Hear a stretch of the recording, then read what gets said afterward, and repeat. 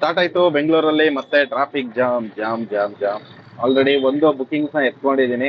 ಇನ್ನೂ 44 ನಿಮಿಷ ತೋರಿಸ್ತಿದೆ 11 ಕಿಲೋಮೀಟರ್ಗೆ ನಾನು ಇರುವಂತ ಲೊಕೇಶನ್ ಇಂದ. ಒಟ್ಟು ಈ ಕಿಲೋಮೀಟರ್ ನಾವು ಟ್ರಾವೆಲ್ ಮಾಡ್ಬೇಕಿರೋದು ಸರ್ಜಾಪುರ ರೋಡಿಂದ ಇಂದಿರಾನಗರಕ್ಕೆ. ಇಂದಿರಾನಗರ ಅಂದ್ರೆ ಮಣಿಪಾಲ್ ಹಾಸ್ಪಿಟ್ಲ್ಗೆ ಇರೋದು ಇದು ಡ್ರಾಪು. 23-24 ಕಿಲೋಮೀಟ್ರು. ಅದರಲ್ಲಿ ಆಲ್ರೆಡಿ ನಾನು ಈ ಟ್ರಾಫಿಕ್ ಅಲ್ಲಿ ಆಲ್ಮೋಸ್ಟ್ 1 ಅವರ್ ಆಯ್ತಾ ಬಂತು. 53 ನಿಮಿಷ ಏನೋ ಆಯ್ತು. ಆಲ್ರೆಡಿ ಇಷ್ಟು ಟೈಮ್ ಸ್ಪೆಂಡ್ ಆಗಿದೆ ಆನ್ ರೋಡು. ಇವಾಗ ಮತ್ತೆ 44 ನಿಮಿಷ ಆಗುತ್ತೆ. ಆಲ್ಮೋಸ್ಟ್ 10 ಗಂಟೆ ಡ್ರಾಪ್ ಟೈಮ್. ಸೊ ಏಕ ಸ್ಥಿತಿಗೆ ಬಂತು ನೋಡಿ. ಮುಂಚೆ ಫಸ್ಟ್ ಬಾಡಿಗೆ ಗಾಡಿ ಇರ್ಲಿಲ್ಲ, ಆಗ ಕಷ್ಟ ಆಗೋದು ಡ್ಯೂಟಿ ಬರ್ತಿಲ್ಲ ಅಂತ. ಆದ್ರೆ ಟ್ರಾಫಿಕ್ ಇರ್ಲಿಲ್ಲ ಆಯ್ತಾ. ಎಲ್ಲಿಂದ ಎಲ್ಲಿಗೆ ಬೇಕಾದ್ರೂ ಹೋಗ್ಬೋದಿತ್ತು ವಿತಿನ್ 1 ಅವರ್ ಅಲ್ಲಿ. ಆದ್ರೆ ಇವತ್ತಿನ ದಿವಸದಲ್ಲಿ ಯಾವ ತರ ಆಗ್ಬಿಟ್ಟಿದೆ, ಫುಲ್ ಟ್ರಾಫಿಕ್ ಆಗ್ಬಿಟ್ಟಿದೆ. ಒಂದ್ ಬಾಡಿಗೆ ಡ್ರಾಪ್ ಮಾಡೋ ಅಷ್ಟರಲ್ಲಿ 1.5 ಅವರ್ 1.25 ಅವರ್ 2 ಅವರ್ ಅಷ್ಟು ಟೈಮು ತಗಲ್ತಾ ಇರೋದು. ಬನ್ನಿ ನೋಡೋಣ. ಇವತ್ತಿನ ದಿವಸ ಫುಲ್ಲು ಹೀಗೆ ಟ್ರಾಫಿಕ್ ಅಲ್ಲೇ ಕಳಿಯಂಗಿದೆ. ಯಾಕೆ ಅಂತಂದ್ರೆ ನೋಡಬಹುದು, ಫುಲ್ ಲೆಫ್ಟ್ ರೈಟ್ ಬರೋ ದಾರಿ ಹೋಗೋ ದಾರಿ ಎಲ್ಲ ಕಡೆ ಇದು ಟುವರ್ಡ್ಸ್ ಮಾರ್ತಳ್ಳಿ ಕಡೆಗೆ ಇರುವಂತ ಟ್ರಾಫಿಕ್. ಆಲ್ಮೋಸ್ಟ್ ಅಲ್ಲಿ ಗ್ಯಾಪ್ ಅಲ್ಲಿ ಒಂದು 100 ಮೀಟರ್ ಅಷ್ಟೇ ಖಾಲಿ ಇರೋದು. ಅದ್ ಬಿಟ್ರೆ full road jam.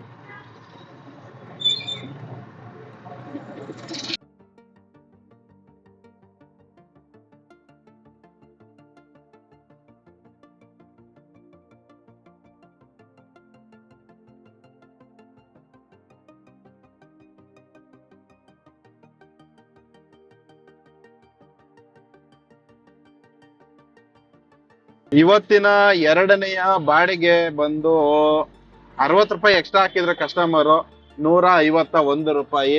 Right side ಅಲ್ಲಿ ಏನ್ ನೋಡ್ತಾ ಇದ್ದೀರಾ ಅಲ್ಲಿಗೆ ಹೋಗಿದ್ದಾರೆ. ಅವ್ರ ಹತ್ರ ಬರೀ ಕ್ಯಾಶ್ ಇರೋದಂತೆ, UPI ಇಲ್ಲ ಅಂತ ಹೇಳಿದ್ರು. ಸರಿ ಮೇಡಮ್ ಅಂತ ಅಂದ್ಬಿಟ್ಟು ಇಲ್ಲೇ ವೆಯ್ಟ್ ಮಾಡ್ತಾ ಇದ್ದೀನಿ.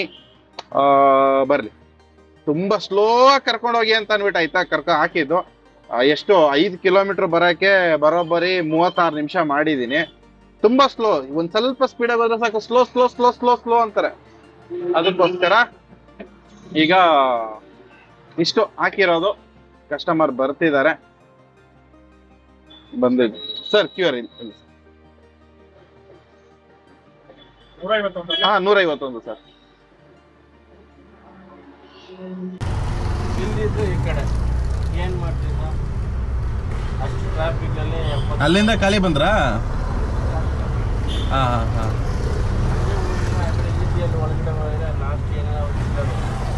ಇವಾಗ ಹೌದೌದು. ತುಂಬಾ 3 ತಿಂಗಳ ಮೇಲೆ ಆಯ್ತಲ್ಲ ನಿಮ್ದು ವಿಡಿಯೋ? ಇಲ್ಲ ಬರ್ತಿದೆ ಅಲ್ಲ. ನೀವು ಅನ್ಸಬ್ಸ್ಕ್ರೈಬ್ ಮಾಡ್ಕೊಬಿಟ್ಟಿದ್ದೀರ. ಡ್ಯೂಟಿಗಳು ತೀರಾ ಕಡಿಮೆ ಇದಾವಲ್ಲ ಇವಾಗ. ಪರವಾಗಿಲ್ಲ ಒಂದ್ ಲೆಕ್ಕದಲ್ಲಿ 2 ದಿನದಿಂದ, ಮೊನ್ನೆ ಸೋಮವಾರದಿಂದಲ್ಲ, ನೆನ್ನೆಯಿಂದ. ಹಾ ಆದ್ರೆ ಟ್ರಾಫಿಕ್ ಜಾಸ್ತಿ ಆಗೋಯ್ತು. ಏನ್ ಕಿಲೋಮೀಟರ್ ಗಟ್ಟಲೆ ಟ್ರಾಫಿಕ್ಗಳು ನಿಂತಿದಾವಲ್ಲ, ಹೆಂಗ್ ಹೋಗೋದು ಅದರಲ್ಲಿ? ಗಾಡಿ ತೆಗಿಯಪ್ಪ ಸರ್ ಊಟ ಮಾಡ್ತಾ ಇದೀನಿ. ನಮ್ದು ಪಾರ್ಕಿಂಗ್ ಅಲ್ಲಿ ಎಷ್ಟೋ ಜಾಗ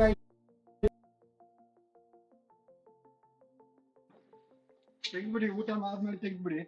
ಹಾ ಸರಿ ಸರ್ ಆಯ್ತು. ನಿಲ್ಸಂಗಿಲ್ವಾ ಸರ್ ಇಲ್ಲಿ? ಸ್ವಲ್ಪ ಅಲ್ಲ ಅಲ್ಲಿಂದ ಇಲ್ಲಿಗೆ ಕಳ್ಸು, ಮುಂದೆ ಹಾಕೊಳ್ಳಿ ಅಂತ. ಅಲ್ಲಿ ಯಾರೋ ಗಾಡಿಯವರು ಹಾಕಿದ್ರೆ ಯಾರು ಮುಟ್ಟಲ್ಲ. ಇದು ಕ್ಲಬ್ ಗೋಡೆವರೆಗೂ ನಮ್ದು.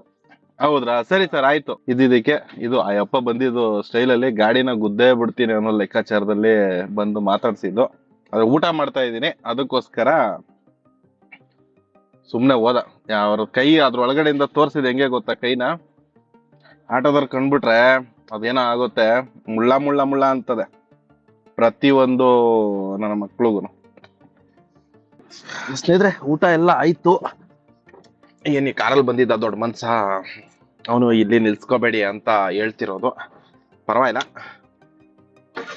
ನಾವು ಮಾತಾಡ್ಬಿಟ್ರೆ ಏನ್ ಗೊತ್ತಾ, ಅವ್ರಿಗೆ ಈಗೋ ಹರ್ಟ್ ಆಗ್ಬಿಡುತ್ತೆ. ಸೊ ಈಗೋ ಹರ್ಟ್ ಮಾಡೋದ್ ಬೇಡ. ಯಾಕಂದ್ರೆ ಒಬ್ಬ ಆಟೋ ಡ್ರೈವರ್ ಈಗ ಹರ್ಟ್ ಮಾಡ್ಬಿಟ್ರೆ ಅವ್ರಿಗೂ ಮೆಣಸಿನ್ಕಾಯಿ ಇಟ್ಟಂಗೆ ಆಗ್ಬಿಡುತ್ತೆ. ತೊಂದ್ರೆ ಇಲ್ಲ, ಹಾಕೋಣ ಬೇರೆ ಕಡೆ. ಇನ್ನೊಂದಪ್ಪ ನನ್ಗೆ ಗೊತ್ತಾಗ್ದಿರೋದು, ಅರ್ಥ ಆಗ್ದಿರೋ ವಿಷಯ ಏನಪ್ಪಾ ಅಂತಂದ್ರೆ, ನಮ್ಗಳನ್ನ ಕಂಡ್ಬಿಟ್ರೆ ಅದು ಆಟೋದವ್ರಿಗೆ ಎಕ್ಸ್ಪೆಷಲಿ ಆಟೋದವ್ರನ್ನ ಕಂಡ್ಬಿಟ್ರೆ ಅದು ಏನಾಗ್ಬಿಡುತ್ತೆ ನಂಗೆ ಗೊತ್ತಿಲ್ಲ. ತುಂಬಾ ಜನಕ್ಕೆ ಉರಿ ಹತ್ಕೊಳಕ್ ಸ್ಟಾರ್ಟ್ ಆಗ್ಬಿಡುತ್ತೆ. ಮತ್ತೆ ನಾವು ಮಾತಾಡ್ಬಿಟ್ರೆ ಅದು ಈಗ ಆಟ ಆಗ್ಬಿಡುತ್ತೆ ಅವ್ರಿಗೆ ಅಂತ ಹಂಗೆ ಮಾತಾಡೋದು.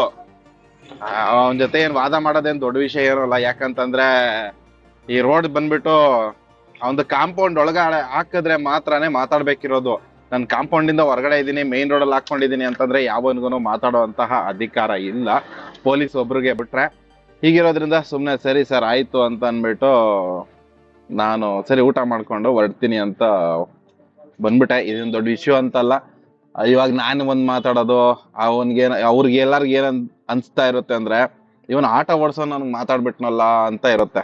ಒಂದಕ್ಕೆರಡು ಮಾತು ಬೆಳೆದು ಸುಮ್ನೆ ಆಮೇಲೆ ಗಲಾಟೆ ಮಾಡ್ಕೊಂಡು ಅವ್ರಲ್ಲಿ ಹೋಗಿ ನಮ್ ಮೂಡ್ ಆಫ್ ಮಾಡ್ಕೊಳೋದ್ ಬೇಡ.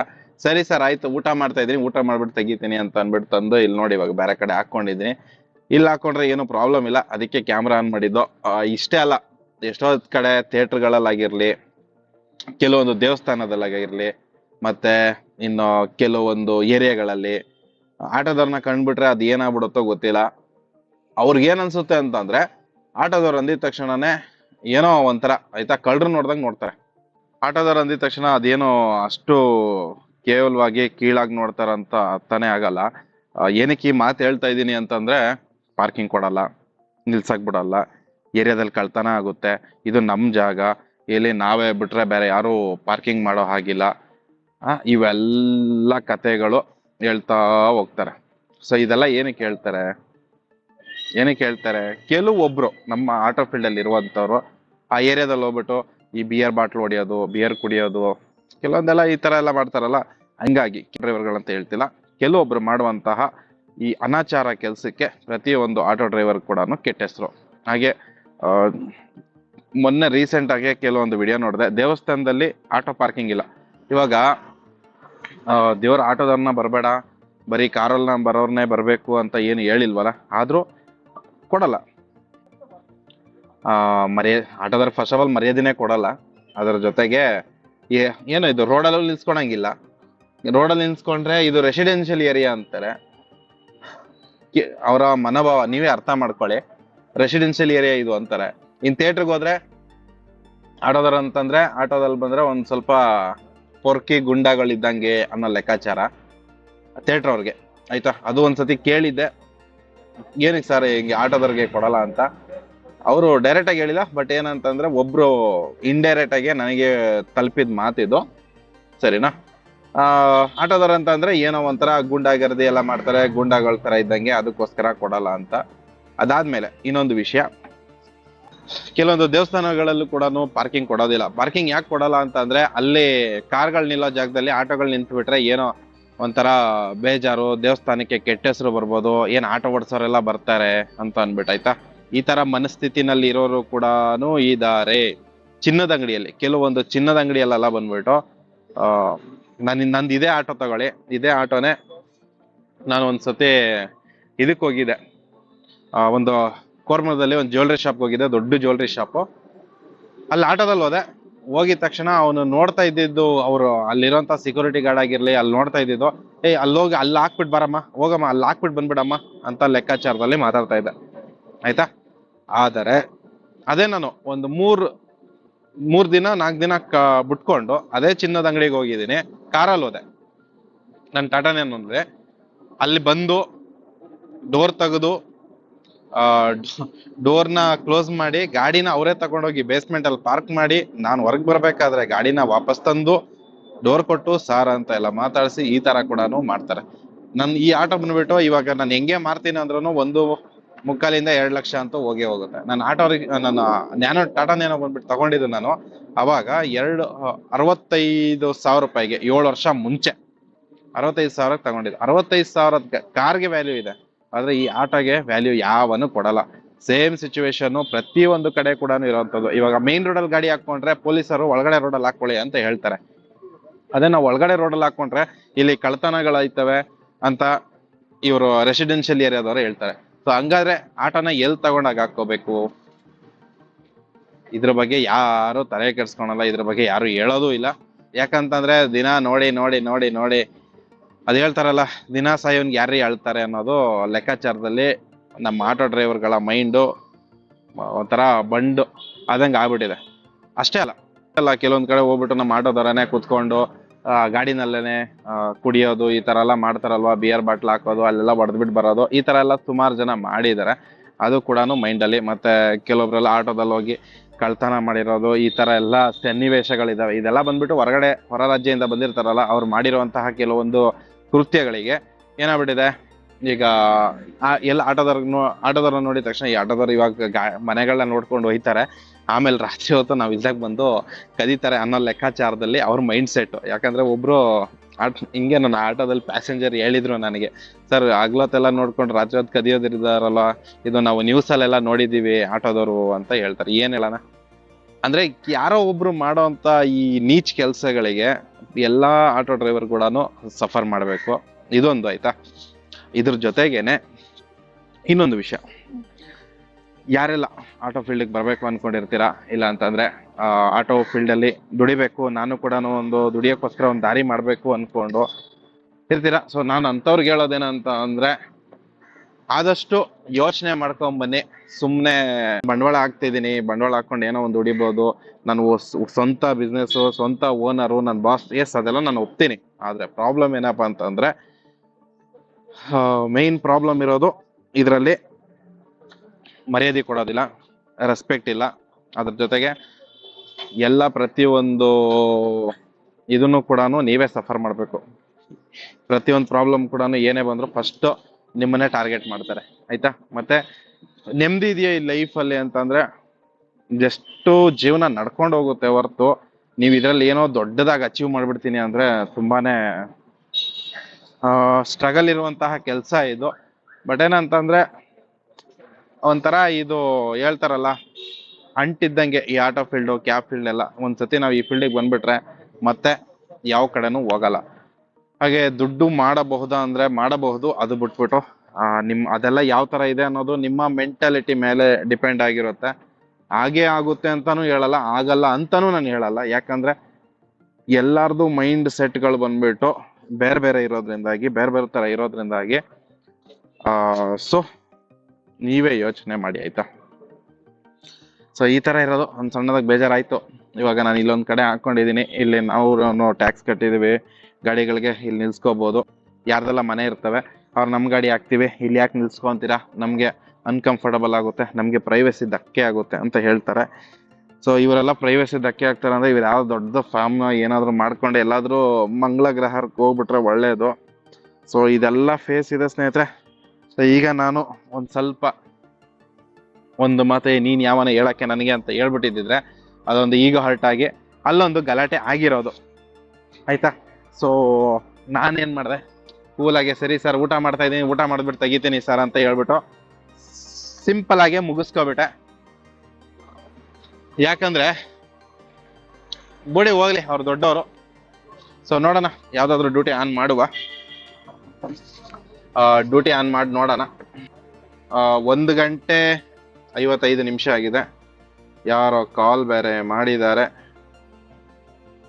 ಇವತ್ತಂತೂ ಸಿಕ್ಕಾಪಟ್ಟೆ ಟ್ರಾಫಿಕ್. ರೈಟ್ ಸೈಡ್ ಅಲ್ಲಿ ನೋಡ್ಬೋದು, ಎಲ್ಲ ರೋಡ್ ಬರೀ ಟ್ರಾಫಿಕ್ ಜಾಮ್ ಅಲ್ಲಿ ಟೈಮ್ ವೇಸ್ಟ್ ಆಯ್ತೈತೆ ಹೊರತು ಅಂತ ಅರ್ನಿಂಗ್ಸ್ ಏನು ಮಾಡಕ್ ಆಗ್ತಾ ಇಲ್ಲ. ಒಂದ್ ಕಡೆಯಿಂದ ಒಂದ್ ಕಡೆ ಹೋಗೋಷ್ಟ್ರಲ್ಲಿ ಸಾಕಾಗ್ಬಿಡೈತೈತೆ. ಇದೇ ರೋಡಲ್ಲಿ ಹೋಗಿದ್ದೆ ಆಲ್ಮೋಸ್ಟ್ ಇದಕ್ಕೆ HSR ಲೇಔಟ್ಗೆ, ಕೋರ್ಮಂಗ್ಳಿಗೆ ಹೋಗಿದ್ದು. ಅಲ್ಲಿಂದಾನೆ ಮಿನಿಮಮ್ ಮಾಡ್ಕೊಂಡು ಮತ್ತೆ ಒಂದು HSR ಕಡೆಯಿಂದ ಇಂದ್ರಾನಗರ ಕಡೆ ಮತ್ತೆ ಹೊರಟಿದ್ದೀನಿ. ಫುಲ್ ರೋಡ್ ಜಾಮ್ ಗುರು. ಈ ರೋಡ್ ಜಾಮ್ ಇರೋದ್ರಿಂದಾಗಿ ಎಲ್ಲಿ ಟೈಮ್ ಪಿಕಪ್ ಮಾಡಕ್ ಆಗ್ತಾ ಇಲ್ಲ. ನಾನು ಈ ಹುಡುಗರಿಗೋಸ್ಕರ ವೆಯ್ಟ್ ಮಾಡಿದ್ದು, ಇಲ್ಲಿ ರೈಟಲ್ಲಿ ಕಾಣ್ತಿದ್ದಾರೆ. ಅಯ್ಯಯ್ಯೋ, ರಿವರ್ಸ್ ಗೇರಲ್ಲಿ ಇದನ್ನ ಹೊಂಟೋಗಿರೋದು. ಓಕೆ, ಇಲ್ಲಿ ಒಂದು ಹುಡುಗರಿಗೆ, ಸ್ಕೂಲ್ ಹುಡುಗರ್ನ ಡ್ರಾಪ್ ಮಾಡಕ್ಕೆ, ಪಿಕಪ್ ಮಾಡಕ್ಕೆ ವೆಯ್ಟ್ ಮಾಡಿದ್ದು ಎಷ್ಟಪ್ಪ ಅಂತಂದ್ರೆ, ಎಷ್ಟೊತ್ತಂದ್ರೆ ಬರೋಬ್ಬರಿ 15 ನಿಮಿಷ ವೆಯ್ಟ್ ಮಾಡಿದ್ಮೇಲೆ ಹುಡುಗರು ಬಂದಿದ್ದು. 15 ನಿಮಿಷ ಮುಂಚೆನೆ ಸ್ಪೋರ್ಟ್ಸ್ಗೆ ಹೋಗಿದ್ದು ಹುಡುಗರು. 15 ನಿಮಿಷ ಆಯ್ತು. 15-20 ನಿಮಿಷಕ್ಕಿಂತ ಮುಂಚೆನೆ ಬುಕ್ ಮಾಡ್ಬಿಟ್ಟಿದ್ದಾರೆ ಗಾಡಿನ. ಈಗ ನಾನು ಇರುವಂತಹ ಜಾಗ ಎಲ್ಲಿ ಅಂತಂದ್ರೆ ಯಾವ್ದಿದು ತಿಪ್ಸಂದ್ರ ಒಳಗಡೆ ಇದ್ದೀನಿ. ಇಲ್ಲಿಂದ ಈಗ ಯಾವ್ದಾದ್ರು ಒಂದು ಬಾಡಿಗೆನ ಹಾಕೊಂಡು ಮನೆ ಕಡೆಗೆ ಮೂವ್ ಮಾಡ್ಬೇಕು. ಸಿಕ್ಕಾಬಟ್ಟೆ ಟ್ರಾಫಿಕ್, ತಲೆ ಅಂತೂ ಕೆಟ್ಟೋಗ್ತಿದೆ ಆಯ್ತಾ, ಅಷ್ಟು ಟ್ರಾಫಿಕ್ ಇದೆ, ಹೆವಿ ಟ್ರಾಫಿಕ್. ಹಾಗೆ ಚಳಿ ಕೂಡ ಸಿಕ್ಕಾಬಟ್ಟೆ ಇದೆ ಗುರು, ಹೆವಿ ಚಳಿ. ಅದಕ್ಕೆ ಸ್ವೆಟ್ರ್ ಗಿಟ್ರೆಲ್ಲ ಇದು ಫುಲ್ ಓವರ್ ಹಾಕೊಂಡು ಮುದುರ್ಕೊಂಡ್ಬಿಟ್ಟಿದೀನಿ. ಕೆಲವೊಬ್ರೆಲ್ಲ ನಮ್ಮ ಆಟೋ ಫೀಲ್ಡ್ ಅಲ್ಲಿರೋರು ಪಾಪ ಇದನ್ನ ಕಂಬಳಿ ಹೊಚ್ಕೊಬಿಟ್ಟವ್ರೆ. ಆ ಮಟ್ಟಕ್ಕೆ ಚಳಿ ಇದೆ, ಏನ್ ಇದ್ದಿದಂಗೆ ಗೊತ್ತಿಲ್ಲ. ಕೆಲವೊಂದ್ ಕಡೆ ಎಲ್ಲ ಮಳೆ ಹನಿ ಕೂಡ ಆಗ್ತಿದೆ. ಈಗ ಇಲ್ಲಿಂದ ಹೋಗಬೇಕು. ತಿಪ್ಸಂದ್ರ ಇಂದ ನಾವು ಮನೆ ಕಡೆಗೆ ಹೋಗಬೇಕು. ಅದೇನೆ ಇರುವಂತದ್ದು ಚಾಲೆಂಜು. ಯಾವುದು ಬರ್ತಾ ಇಲ್ವಲ್ಲ, ಇಲ್ಲ ಅಂದ್ರೆ ಇಲ್ಲಿ ಸುಮ್ನೆ ಟೈಮ್ ವೇಸ್ಟ್ ಮಾಡಕ್ ಆಗಲ್ಲ. ಟೈಮ್ ಬಂದ್ಬಿಟ್ಟು 7:32. ಸಿಕ್ಕಾಬಡೆ ಚಳಿ ಇದೆ.